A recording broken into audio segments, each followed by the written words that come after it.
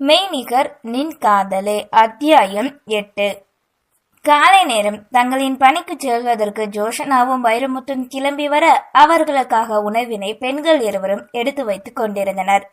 அத்தை, இன்னைக்கு என்ன சமையல்? எல்லாம் சிறப்பா விருந்து கொடுக்குற மாதிரி ரெடி பண்ணி வச்சிருக்கீங்க. பார்த்தத்த உங்க பையன் நீங்க செஞ்சது சாப்பிட்டு பூசணிக்காய் மாதிரி ஆயிராம வம்பிழுத்து கூற. ஏண்டி, அப்ப நீயும் தினமும் நான் செய்யற சாப்பாட்டு தானே சாப்பிட்ட, அப்ப ஏன் நீ பூசணிக்காய் மாதிரி ஆகல? எதிராய் கேட்டவரோ அவளுக்கு பிடித்த உணவினை பரிமாறினார். ஓ, இதான் நோஸ்கொட்டோ? தான் தட்டக்குச்சியாக இருக்கிறேனே, உங்க கவனிப்பு சரியில்லை என்றுதானே அர்த்தம்? சொல்லுங்கள் சொல்லுங்கள். என்ன மாமா, நான் சொல்றது சரிதானே? சரியா சொன்னடா மருமகளே, நமக்கு சேர்த்து அவளே சாப்பிட்ற போல. நைட்டெல்லாம் என்ன தூங்க விட மாட்டிக்காமா என்று தன் மருமகளோடு சேர்ந்து மனைவியை கிண்டல் செய்ய முறைப்போடு உணவு பரிமாறாமல் நின்றார் மகரஜோதி.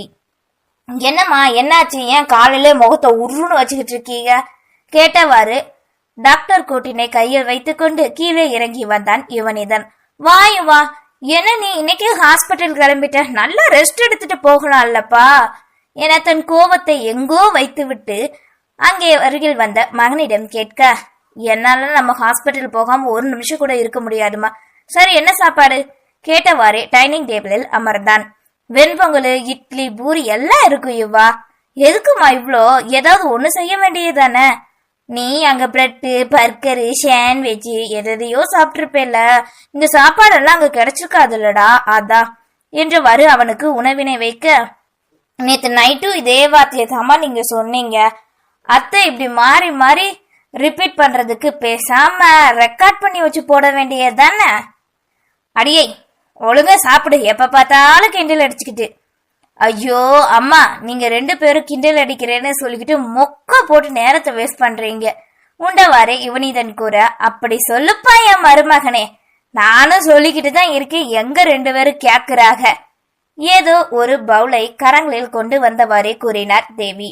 நீங்க சாப்பிட்டீங்களா அத்தை? தாத்தா எங்க? என்ன அத்தை இது? தன்னருகில் தனக்கு ஏதோ கொண்டு வருவதை கண்டு கேட்க, இந்தாப்பா ஜவ்வரிசி பாயாசம், ஃபாரின்ல இருந்து வந்ததும் முதல் நான் வேலைக்கு போற, இனிப்பு இல்லாம எப்படி? அத உனக்கு பிடிச்ச பாயாசம் செஞ்சிருக்கேன் புன்னகையோடு கூறியவாறு அவனின் முன் வைத்தார். அதனை எடுத்து சிறிது குடித்தவனும், சோ ஸ்வீட், டேஸ்டா இருக்கு, மை ஃபேவரட் பாயாசம், உங்க கையால செஞ்சதான் இந்த 2 வருஷம் நான் ரொம்ப மிஸ் பண்ணேன் அத்தை கூறியவாறு ஆசையாக உண்டான். அதன் பின் நேரம் செல்ல அனைவரும் உண்டு முடித்து எல, இரு சனா உணவே போகலாம், நான் போய் தாத்தா கிட்ட ஆசீர்வாதம் வாங்கிட்டு வந்துடுறேன் என்றான் யுவனிதன். கார்ல வெயிட் பண்ற, சீக்கிரம் வா என்றதும் தாத்தாவின் அறை நோக்கி செல்ல ஜோஷ்னாவோ தன் காரினை நோக்கி சென்றாள். டிரைவர் இருக்கையில் அமர்ந்தவளோ தன் மருத்துவமனையில் இருப்பவர்களுக்கு அழைத்து சிறிது நேரத்தில் இருவரும் வருவதாக கூறினாள். நேரம் செல்ல யுவனிதன் வந்து ஏற காரினை கிளப்பி கொண்டு சென்றாள் ஜோஷனா. மருத்துவமனைக்கு செல்லும் சாலையில் கார் சென்று கொண்டிருக்க, யுவா, நான் உன்கிட்ட பல்லவின் ஒரு டாக்டர் அப்பாயின்மெண்ட் பண்ணிருக்கேன்னு சொன்னல, ஞாபகம் இருக்கா? அவளின் நினைவு வந்து கூற, ஆமா, அவங்களுக்கு என்ன? நீ போகும்போது இதே இருந்த அதே டாக்டர்ஸ் தான், நர்ஸ் தான் இப்பவும் இருக்காங்க. ஆனா பல்லவிக்கு மட்டும் புதுசு, ரொம்ப சின்சியரா ஒர்க் பண்றாங்க யுவா. எல்லார்கிட்டையும் ஈஸியா பழகிட்டாங்க. ஜஸ்ட் 1 இயர் தான் என்னோட சீனியர். இதுக்கு முன்னாடி 2 வருஷம் வேலை பார்த்திருக்காங்க. பட் செம்ம பிரில்லியண்டா இருக்காங்க. என்னால ஆச்சரியமா இருக்கு, நம்பவே முடியல. ஹே, ஜஸ்ட் 2 இயர்ஸ் ஒர்க் பண்ண ஒருத்தவங்கள, அதுவும் யங் ஏஜ்னு சொல்ற, எக்ஸ்பீரியன்ஸ் இல்லாம எப்படி அப்பாயின்மெண்ட் பண்ண?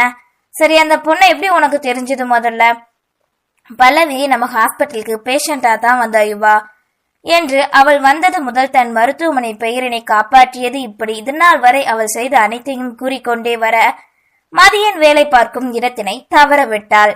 நீ சொல்றத வச்சு பார்க்கும்போது நல்லா ஒர்க் பண்றாங்கன்னு தான் நினைக்கிறேன். மேரிடு கேர்ளா கேட்க, ஆமா, அவளோட ஹஸ்பண்ட் நேம் மதியன். ஆனா கூற வர அப்போதுதான் நினைவு வந்தவளாக பட்டன தன் காரினை அப்படியே நிறுத்தினாள். ஹே சனா, இவனிதன் அழைக்க அவளின் பார்வையோ வெளியே இருந்தது. அவனை விட்டு வெகு தூரம் தாண்டி வந்து விட்டோம் என்பதை உணர்ந்தாள். ச்சே என்றவாறு உள்ளே திரும்ப, காரை எடு முதல்ல, என்னாச்சு உனக்கு என்க அதே நேரம் பின்னே ஹாரன் ஓஷியும் கேட்க வேகமாய் காரனை எடுத்து செலுத்த ஆரம்பித்தாள். எப்படி மிஸ் பண்ண?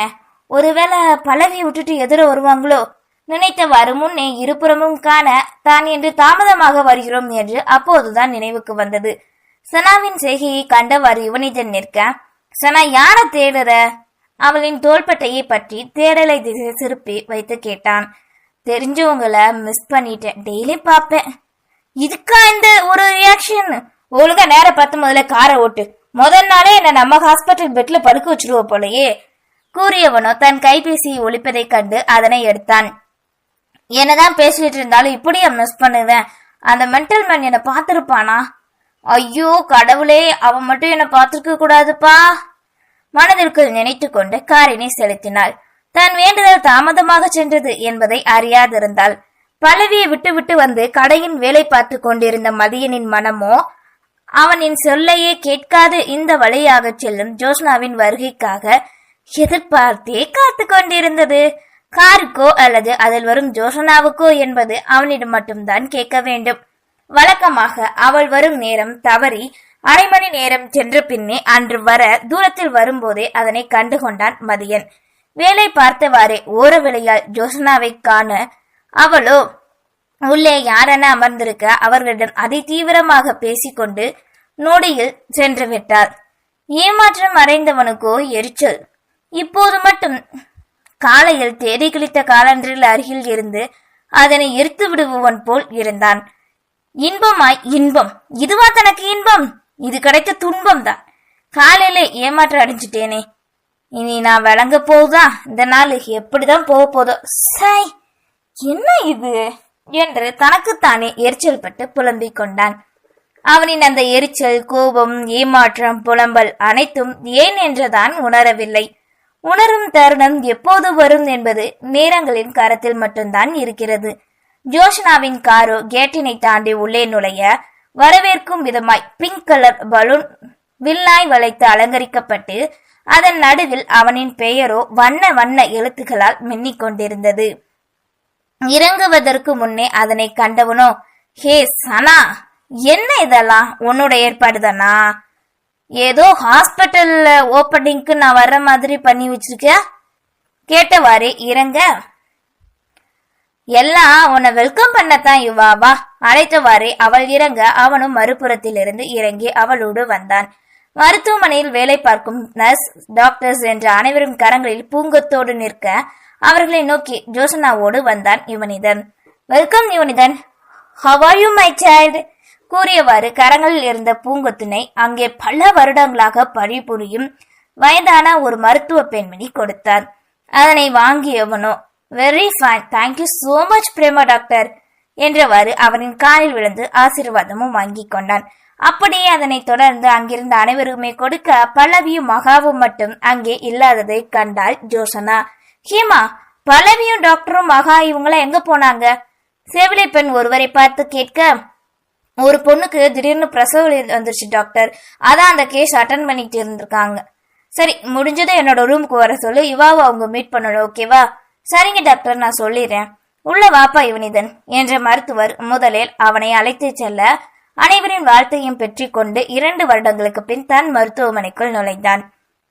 இன்டீரியர் சற்று மாறி இருப்பதை கண்டவாறே வர பின்னே வந்த மற்ற அனைவரும் அவரவர் வேலையை பார்க்க சென்றனர். தன் அறைக்கு, அதாவது முன்பு அவன் இருந்த அறைக்கு ஜோசனா அழைத்து கொண்டு வர, ஆமா இந்த இன்டீரியர்ஸ் அப்புறம் ரூம் கூட கொஞ்சம் சேஞ்ச் பண்ணிருக்கியே, எப்ப பண்ண கேட்டவாறே சுற்றி கண்டான். 1 இயர் இருக்கும், தாத்தாவோட ஐடியா தான். சரி ஓகே, நீ போய் அட்மிட் பண்ணிருக்கிற பேஷண்ட்டை பாரு, இன்னைக்கு நானே ஓபி பேஷண்ட்டை பாத்துக்கிறேன். வந்ததுமே உமா, அதுக்கு தானே வந்திருக்கேன். உன் சின்சியர் கலவே இல்லடா. வேலை வந்துட்டா அப்படியே ஒன்ன மாதிரி தான் அந்த பல்லவி டாக்டரும். உன்னை வெல்கம் பண்ணது கூட மறந்துட்டாங்க பாத்தியா, அவங்க வரல. எந்த டாக்டரா இருந்தாலும் அதைத்தான் பண்ணிருப்பாங்க சனா. போய் வேலையை பாரு. அது சரிதான், ஆல் தி பெஸ்ட் யுவா கூறியவாறு அந்த அறையினை விட்டு வெளியேறினாள். நேரம் சென்று அன்று அவனே வந்திருந்த நோயாளி அனைத்தையும் கவனிக்க, உள்நோயாளிகளை பார்க்கிறேன் என்ற பெயரில் அவர்களை கவனித்து விட்டு சுற்றி வந்தவாறே இருந்தாள் ஜோசனா. அதே நேரம் ஒரு அறையில் இருந்து வெளியே வந்த பிரேமா டாக்டர், என்ன ஜோசனா இன்னைக்கு ரொம்ப ஃப்ரீயா சுத்திக்கிட்டு இருக்கீங்க? எப்பவும் பம்பரமாட்ட ரன்னிங்லே இருப்பையே கேட்டவாறே அவளோடு நடக்க, அதான் இவா வந்துட்டால டாக்டர், இனி நமக்கு கொஞ்சம் ஃப்ரீ தான். அப்போ இனி நைட் ஷிஃப்ட் உனக்கு பதிலா அவன் தான். போக போக இருக்க வச்சிட வேண்டியதா என்னை விட அவனுக்கு தான் இந்த ஹாஸ்பிட்டல்ல முழு உரிமை இருக்கு. அப்ப அவன் தானே பாத்துக்கணும்.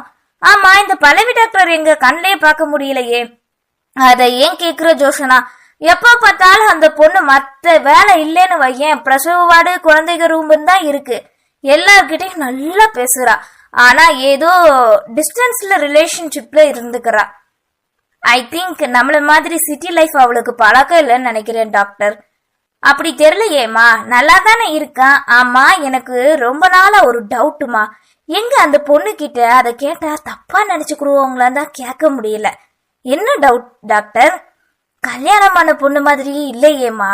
ஐ மீன், கழுத்துல தாலியோ நெத்தியில போட்டோ ஏன் காலில மெட்டி கூட இல்லையே. ரொம்ப சிம்பிளா இருக்கா. தினமும் ஹாஸ்பிட்டல் உள்ள வர்றதுக்கு முன்னாடி வெளியே இருக்கிற பிள்ளையார கும்பிட்டு வரா. அப்போ அவ இந்து தானே என சந்தேகத்தை கேட்டவாறே நடக்க, அவங்க 2 பேருக்குமே கல்யாணமே ஆகல. அப்புறம் எப்படி டாக்டர் நீங்க சொன்ன மாதிரி இருப்பா? மனதிற்குள் நினைத்து கொண்டவளோ அவங்க ஹஸ்பண்ட் கிருஷ்ணா கூட இருக்கலாம், இல்ல லவ் மேரேஜா இருந்திருக்கலாம் என்று ஏதேதோ கூறியவாறே நடந்தாள். சிறிது நேரம் செல்ல திடீரென ஒரு ஆக்சிடென்ட் கேஸ், அதுவும் சீரியஸ் நிலையில் ஒன்று வர ஜோஷனாவோ அதனை கவனிக்க செய்தி அறிந்து வெளிநோயாளி இல்லாததால் யுவனிதனும் வந்து அவளுக்கு உதவினான். வந்த அன்று யுவனிதனுக்கு வேலை வந்துவிட ஆபரேஷன் தியேட்டரில் பிஸியாக தன் வேலையை பார்த்து கொண்டிருந்தான். பல்லவியோ மதிய நேரம் வழக்கம் போல் கேன்டீனின் மகாவோடு அமர்ந்து உணவினை உண்ண அவர்களின் அருகே வந்தார் ஹேமா என்ற செவிலிப்பன். குட் ஆஃப்டர்நூன் பல்லவி டாக்டர், ரொம்ப பிஸியா இருக்கீங்க. அதுவும் இல்லாம மகா வேற உங்க கூடவே சேர்ந்துக்கிறாள்ல? அப்படியா? அப்படிலாம் எனக்கு தெரியலையே. அப்போ நாளையில இருந்து நீ எங்க கூட சேர்ந்துக்கோ. ஐயோ, ரிசப்ஷன் பிளட் டெஸ்ட் எடுக்கிற வேலையே போதும்பா. அப்புறம் சொல்ல மறந்துட்டேன், ஜோஷனா டாக்டர் உங்களை வந்து பார்க்க சொன்னாங்க. காலையில நீங்க பிஸியா இருந்ததால சொல்ல முடியல. எதுவும் சொன்னாங்களா என்ன? யுவனித டாக்டர் வந்திருக்காங்களா, இன்ட்ரோ கொடுக்கத்தான். நானும் அவங்கள வெல்கம் பண்ண மறந்தே போயிட்டேன். சரி, இப்பவே போய் பார்க்கிறேன் என்றவளோ அப்படியே பாது சாப்பாட்டினை மூடி வைத்து எழுந்து சென்றாள். ஜோஷனாவின் அறை நோக்கி செல்ல அங்கே அவளை வரவேற்றது என்னவோ வெறுமையாக இருந்த அறை மட்டுமே. என்ன இது, யாரையுமே காணோம் நினைத்து கொண்டு மறுபடியும் வெளியே வர எதிரே வந்த செவிலிப்பனிடம் எங்கே என்று கேட்டாள். ஜோஷ்னா மேடமும் யுவனிதன் சாரும் ஆபரேஷன் ரூம்ல இருக்காங்க மேடம் என கூறிவிட்டு செல்ல, வேலையில் இருப்பவர்களுக்குத்தான் ஏன் தொந்தரவு கொடுக்க வேண்டும், தன் வேலையை பார்க்க சென்றாள். மாலை நேரம் நெருங்க அப்போதுதான் அந்த நோயாளியை வெற்றிகரமாக காப்பாற்றிவிட்டு இருவரும் மதிய உணவிற்கு மறுத்து சூடாக ஒரு காஃபியை மட்டும் அருந்தினர். வந்த முதல் நாளே உனக்கு நல்ல வேலையில இவா. ஹே, இதனால என்ன சொல்லு, எப்படியோ பிரச்சனை இல்லாம அந்த பேஷண்ட் நல்லா இருக்காங்களே, அதுதான் நமக்கு வேணும். அவங்களோட ஸ்கேன் ரிப்போர்ட் வந்தது என்கிட்ட தர சொல்லு. சரி என்றதும் இருவரும் முண்டி முடித்து வேலையை பார்க்க ஆரம்பித்தனர். மாலை 5 மணி மேலாகிற்று. இன்னும் தான் ரவுண்ட் சென்று எதையும் பார்க்கவில்லையே என்ற நினைப்பில் ஜோஷனாவிடம் கூறிவிட்டு வெளியேறினார். ஒவ்வொரு அறையாக பார்த்து கொண்டே செல்ல தனக்கு எதிர்ப்புறம் ஏதோ ஒரு மென்மையான கொஞ்சம் குரல் செவியில் விழ, இடையை தாண்டியும் பின்னலிட்ட கூந்தல், டாக்டர் கோட் அணிந்து முதுகு காட்டி ஒரு பெண் நிற்பதை கண்டான். அணிந்திருந்த உடையை கண்டவன் மனமோ, ஜோஷனா சொன்ன பல்லவி இவங்களா இருப்பாங்களோ நினைத்தவாறே அவளை நோக்கி நடந்து வந்தான். என் செல்ல குட்டி, பட்டு செல்லலாம், இன்னைக்கு வீட்டுக்கு போறீங்களாக்கும், அம்மாக்கு தொந்தரவு தராம இருக்கணும், அழகா இருக்கீங்கடா புச்சி குட்டி. தன் நெஞ்சோடு வாகாய் அணைத்தவாறு கொஞ்சி கொண்டே இருக்க, பின்னே அவன் வருவதை கண்ட பல்லவியோடு இருந்த மகா, வாங்க யுவனிதன் சார் புன்னகையோடு வரவேற்று கூறினாள். கொஞ்சி கொண்டிருந்த பல்லவியோ மகா வரவேற்றதை கேட்டு அவள் பார்வை தன் பின்புறம் செல்வதைக் கண்டு தானும் திரும்பினாள். அருகில் நடந்து வந்து கொண்டே இருந்த யுவனிதன் பார்வையோ பல்லவியின் மீது பட, அதே நேரம் அவளும் அவனைத்தான் கண்டாள். இருவரின் விழிகளோ ஒரே நோர்கோட்டில் செல்ல பிரளயத்தையே உருவாக்க சென்றது. நன்றி.